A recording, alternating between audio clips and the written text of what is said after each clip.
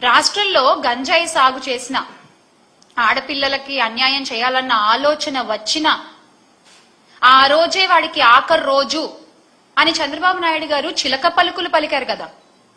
చంద్రబాబు నాయుడు గారు ఈ రోజున ఆడపిల్లలకు అన్యాయం చేసిన ప్రతి ఒక్కడు కాలర్ ఎగరేసుకుంటూ తిరుగుతున్నాడు బయట.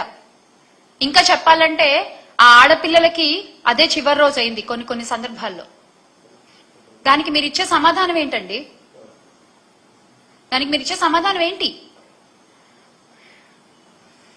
తొక్కి పట్టి నార తీస్తాం, ఆడపిల్లల జోలికొస్తే తొక్కి పట్టి నార తీస్తాం, నడు వంచి దెబ్బలు కొడతాం అని చెప్పినటువంటి పవన్ కళ్యాణ్ గారు ఏది తొక్కలేదు, నారాలేదు. మహిళలకు అన్యాయం చేయడం ఒక రాయల్టీగా ఫీల్ అవుతున్నారు జనాలు. మహిళలకి అన్యాయం చేస్తే ఏం కాదులే అంటే వాళ్లలో ఒక వణుకు, ఒక భయం అనేది తగ్గిపోయింది. ఎందువల్ల? ఒక కట్టుదిట్టమైన వ్యవస్థ లేకపోవడం వల్ల.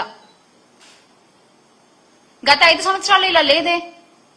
ఆడపిల్లల జోలికి రావాలంటే వణుకు పుట్టేది ఒళ్ళంతా. ఎందుకంటే వేగంగా శిక్ష పడుతుంది, వేగంగా పోలీసులు అక్కడికి చేరుకుంటారు, నేరస్తుడు తప్పించుకునే టైం కూడా ఉండేది కాదు.